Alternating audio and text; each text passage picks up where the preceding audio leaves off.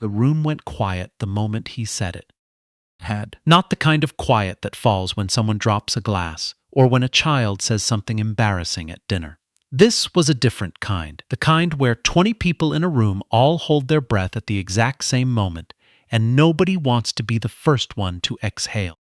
Had. Nathaniel Graves leaned across the boardroom table, his face tight with something that had been building for months, maybe longer, and he pointed, actually pointed, like a man who had forgotten he was in a professional setting entirely, and said, loud enough for the court reporter in the corner to catch every syllable, "You people always pull this. You always play the victim when the numbers don't go your way. You people." 2 words. 5 letters between them. And just like that, every carefully managed pretense in that room dissolved. Had. Josephine Walcott did not flinch. She had been sitting across from Nathaniel for 40 minutes by then, listening to him chip away at 17 years of her professional record with the calm, practiced confidence of a man who had never once been told no by anyone who mattered to him. She kept her hands flat on the table. She looked at him the way a physician looks at an X-ray, with clinical attention, without reaction, the kind of stillness that takes a lifetime to build. Had. Nobody in that room knew yet that the woman who had just walked through the rear door of the conference suite, the one in the charcoal blazer, the one who had paused at the threshold and was now standing very quietly near the credenza, was Josephine's mother. And nobody, not a single person in that room, knew who Josephine's mother was. Dad. If you had asked Josephine to describe her marriage to Nathaniel Graves in one sentence, she probably would have looked at you for a long moment before saying something measured and diplomatic. She was built that way. 49 years old, a senior partner at Alderton Merritt LLP in Toronto. The kind of woman who sent handwritten thank you notes and remembered the names of people's assistants. She wore the same 2 pearl earrings to court every time. She kept a photograph of Lake Superior on her office wall because it reminded her to be patient, that things this vast had taken a very long time to become what they were. Had. She had met Nathaniel at a charity gala in 2009. He was charming in the way that certain men are charming in their 40s, not because they are warm, but because they are practiced. He laughed at the right moments. He pulled out chairs. He sent flowers without being asked. Had. Josephine, who had spent her 30s building a career that left very little room for anything else, found herself disarmed in a way she hadn't anticipated, and later, in the privacy of her own thoughts, hadn't fully forgiven herself for. They married in 2011. A quiet ceremony at a vineyard in Niagara-on-the-Lake. Her mother flew in from Halifax. Nathaniel's family filled 2 long pews and spent the reception talking primarily among themselves. Had. It took Josephine approximately 18 months to understand that the man she had married was not the man who had courted her. The courtship version of Nathaniel admired her ambition. The married version found it inconvenient. The courtship version praised her intelligence. The married version deployed it as a grievance. "You always think you're the smartest person in the room, don't you, Joe?" Said lightly, the way things are said lightly when the intent is heavy. Had. She stayed because she believed in repair. She stayed because she had watched her mother hold together a household through difficulties that made Nathaniel's condescension look minor. She stayed because leaving, in her experience, was not something you did the first time you noticed something was wrong. You asked questions first. You tried. You documented your attempts. She stayed for 3 years, and then she stopped. The divorce filing landed on Nathaniel's kitchen table on a Wednesday morning in March. He called her 4 times before noon. She let each call go to voicemail and drove to her office, where she sat in her chair overlooking University Avenue and gave herself exactly 15 minutes to feel everything she needed to feel before she had to become a lawyer again. Had. She knew, even then, that he would not make this easy. Nathaniel was a commercial real estate developer with significant assets, some of which had been commingled during the marriage in ways that were going to require careful untangling. More importantly, Nathaniel was the kind of man who experienced being left as a personal offense, not a mutual uncoupling, not an acknowledgement that something had failed, but a deliberate act of aggression against him specifically, an attack on his narrative. He hired the most expensive family law litigator in the city. She hired her firm's most methodical associate and supervised every filing herself. For 14 months, they negotiated, and when the negotiation finally collapsed over a portfolio of properties in Etobicoke that Nathaniel claimed predated the marriage, but Josephine's financial records quietly suggested otherwise, they ended up in a private arbitration hearing at a neutral office building on Bay Street. The room was booked for 2 days. It would not take that long. Had. Nathaniel arrived with his lawyer, a compact man named Sloane Whitfield, who wore very expensive suits and spoke in the slow, deliberate cadence of someone who knew that juries, or in this case arbitrators, were more impressed by unhurried confidence than by volume. Nathaniel sat to Sloane's left. He was wearing a tie Josephine recognized from a birthday she had given him. She noticed this and said nothing. Had. The arbitrator was a retired Ontario Superior Court judge named Edmund Tran. He was 71, methodical, and had the slightly weary expression of a man who had presided over enough family disputes to find them philosophically repetitive while still taking each one seriously. He reviewed the opening briefs. He noted the time. He asked both parties if they were prepared to proceed. They were. The first hour was procedural. Documents entered, timelines established. The Etobicoke properties laid out in detail. Purchase dates, financing structures, equity positions. Josephine's associate, a young woman named Grace Obie, who had prepared for this the way other people prepared for marathons, walked through the financial chronology with a precision that left very little room for interpretation. Nathaniel grew visibly restless. He leaned toward Sloane twice, whispering. Sloane placed a hand on his forearm each time, the practiced gesture of a man who charged by the hour and knew when his client was about to become his own worst enemy. It didn't hold. Had. Somewhere around the 90-minute mark, after Grace had submitted a third set of bank records showing that the initial deposit on the largest Etobicoke property had cleared from a joint account that had existed for 7 months by that point, Nathaniel stopped listening to Sloane's hand on his arm. He started talking. Not to the arbitrator, not through his lawyer, directly across the table, directly at Josephine, with the flat certainty of a man who had been composing this speech in his head for over a year and had finally run out of patience for the proper channels. "This is what you do," he said. "This is exactly what you do. You manufacture a story, you dress it up in documents, and you sit there looking like you're above all of it while everyone around you scrambles to clean up your mess. You have been doing this your entire career, Joe, taking credit for other people's work, letting other people carry the weight, and the moment someone calls you on it, you play the card. You always play the card." The room was very still. Edmund Tran set down his pen. Mr. Graves, He said, "I'll ask you to address your comments through your counsel." Nathaniel did not look at Edmund Tran. He kept his eyes on Josephine. had. "She's been living off my contacts, my network, my credibility for 12 years, and now she wants half of everything I built. You want to talk about documents? Let's talk about who was actually in those rooms, who made those calls, what she brought to this marriage besides a title and an attitude." He paused. He was breathing faster now, the kind of breathing that happens when something long suppressed has finally found its exit. "You people," he said, "always pull this." Sloane Whitfield closed his eyes briefly. Grace Obie's pen stopped moving. Had. The court reporter in the corner kept typing because that is what court reporters do. Had. And Josephine Walcott kept her hands flat on the table, looked at a point slightly above Nathaniel's left shoulder, and said nothing. She had learned a long time ago that silence in a room like this was not weakness. Silence was a recording device. Silence was evidence. Silence was the thing that made everyone else in the room turn and look at the person who was still talking. Had. It was at this precise moment that the rear door of the conference suite opened. Had. The woman who walked in was 68 years old. She was wearing a charcoal wool blazer over a dark blouse, low heels, reading glasses pushed up on her forehead. She carried a leather portfolio and moved with the specific kind of unhurriedness that comes not from indifference but from the absolute certainty that the room will wait for you. She did not say anything. She moved to the credenza along the side wall, set down her portfolio, and stood there quietly. Had. Nathaniel's gaze flickered to her for half a second. A well-dressed older woman, clearly someone's support person, clearly there to observe. He turned back to the table. "Sloane Whitfield."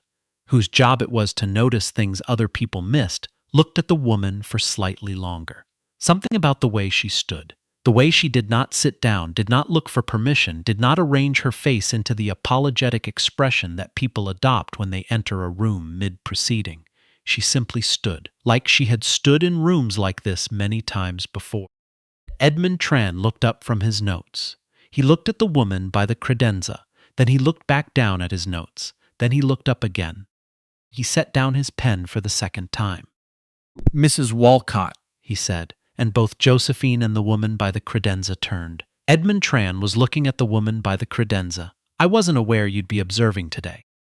Sloane Whitfield's hand dropped from Nathaniel's arm. I happened to be in the building, the woman said.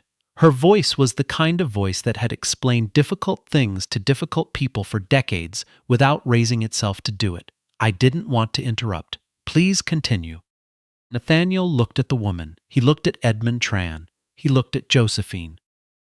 Josephine looked back at him with the same expression she had worn for the past 90 minutes, except that now, perhaps, there was something slightly different in it. Not triumph, not satisfaction, something more precise than that. The expression of a person who has been waiting for a specific moment to arrive and is now simply watching it arrive.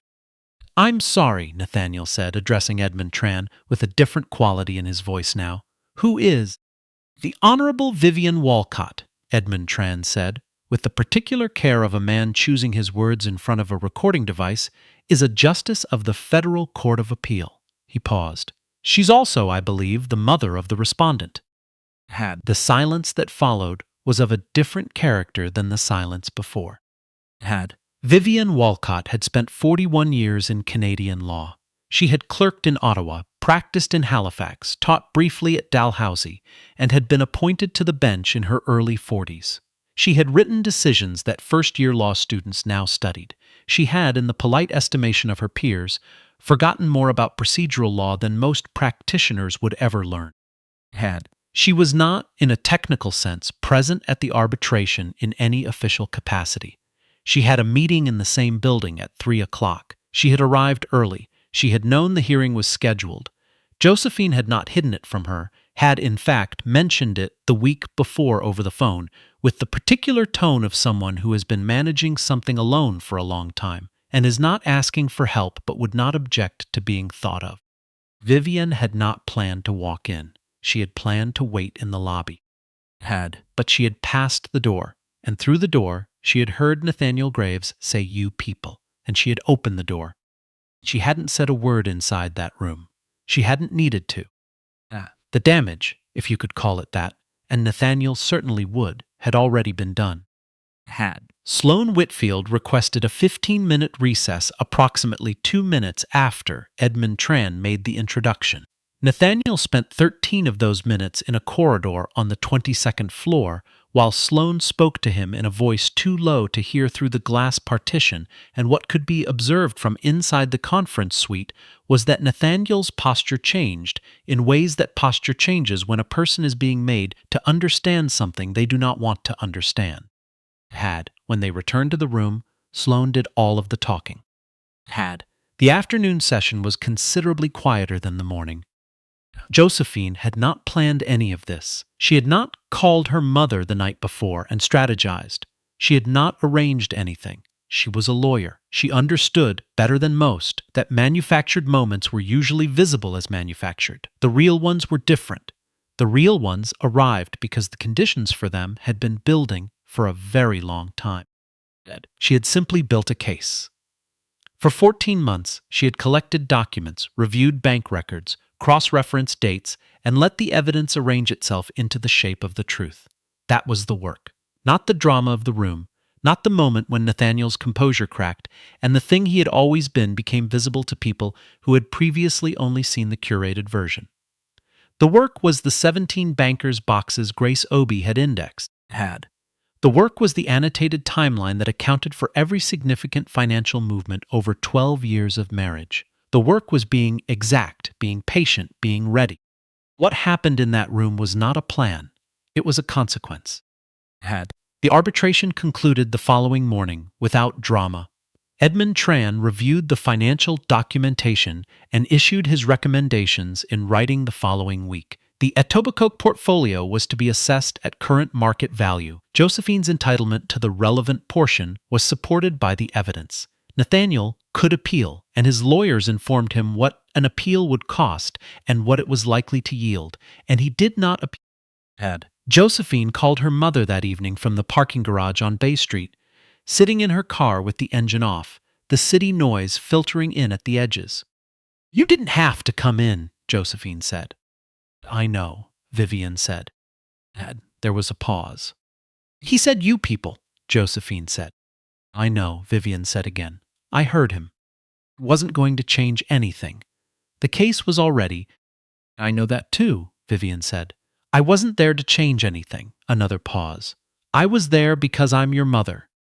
Josephine sat in her car for another few minutes after they hung up. The garage was mostly empty. Somewhere above her, the city was doing what it always did, moving, insisting, carrying on. She thought about the photograph of Lake Superior on her office wall, the patience of vast things. Then she started the car and drove home. People asked her afterward, colleagues, old friends, a journalist who had heard a version of the story through someone at Alderton Merritt and reached out to ask for a comment that Josephine declined to give. They asked what it felt like. When he said it, when the room went quiet, she always gave the same answer, which was also the honest one.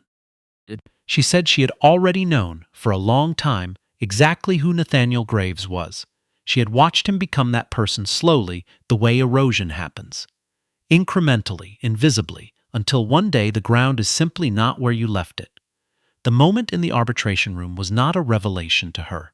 It was confirmation. And there is a difference between those two things that matters enormously, because confirmation means you already did the work. Confirmation means you already knew. The revelation, if there was one, belonged to everyone else in the room. She never said this with any particular satisfaction. She said it the way people say things that are simply true, that they have had long enough to think about, that they no longer need to perform an emotion around them. She said it with the same steadiness that had kept her hands flat on the table while a man called her, "You people in a room full of witnesses." Some people are destroyed by what others say about them. Some people are shaped by it.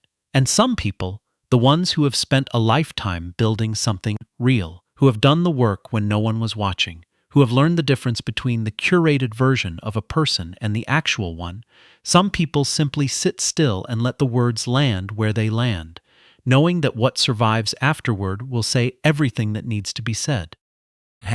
Nathaniel Graves never fully understood what had happened to him in that conference suite on Bay Street. He interpreted it, in the version he told afterward, as a setup, a performance, an ambush, something arranged.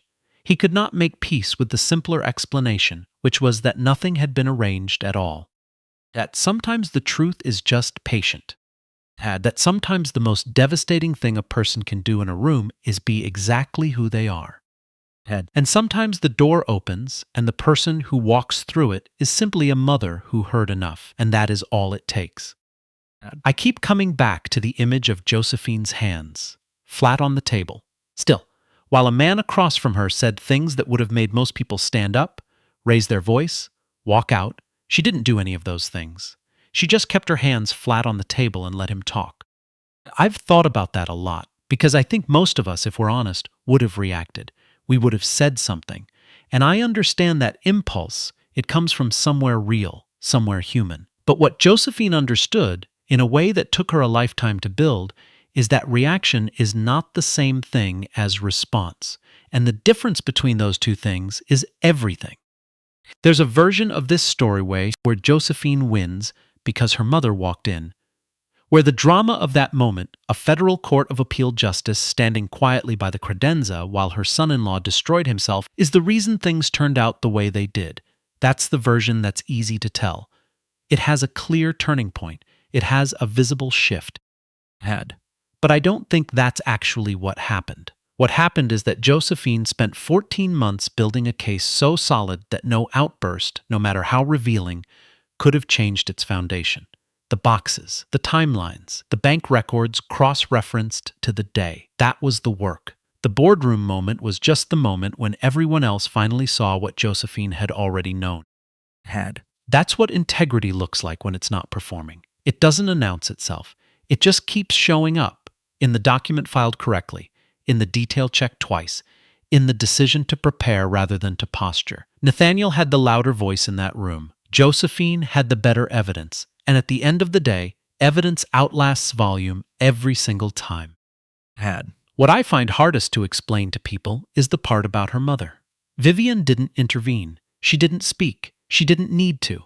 She walked in because she heard something that told her her daughter was in a room with a man who had stopped seeing her daughter as a person, and she wanted her daughter to know she wasn't alone. That's all. It wasn't strategy. It was just a mother showing up. And I think there's something in that worth sitting with.